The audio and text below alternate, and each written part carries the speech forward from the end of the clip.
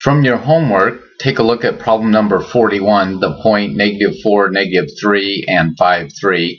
This has a fractional slope, so I thought it would be helpful if I worked this problem. So let's take a look at that.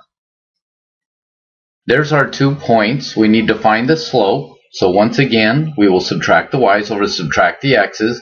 I like to start with the bigger y, which would be 3. So 3 minus a -3.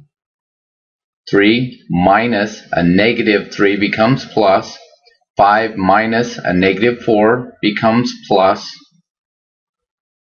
Therefore, we get 6/9, which reduces to 2/3 when you divide the top and bottom by 3. So we have a fractional slope. Well, that just requires a little bit more work. We'll still use y equals mx plus b. We will substitute 2/3 in for the m.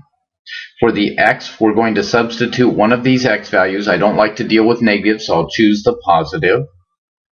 That's for the x. And then we have the plus b. We will use 3 for the y value. Now, again, that's a mess, and you probably don't like dealing with fractions.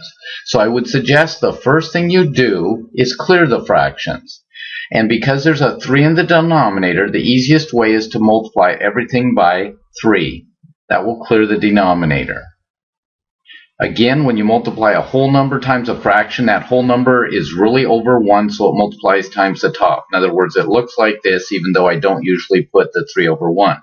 These cancel or clear the fraction. And we also have to multiply the b by 3.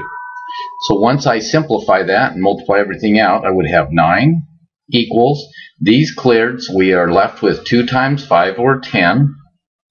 Plus, I'm going to write the 3 in front of the b. That's the normal way whenever you have a variable like b. And now it's relatively easy. We would subtract 10 from both sides, which would just cancel this and give us a -1 on this side.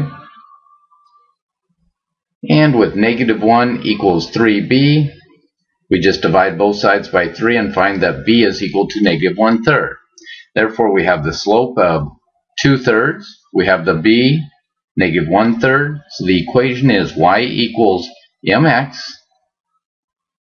plus b, but you would not put a plus because it's -1/3, which means subtract 1/3. So there's problem 41.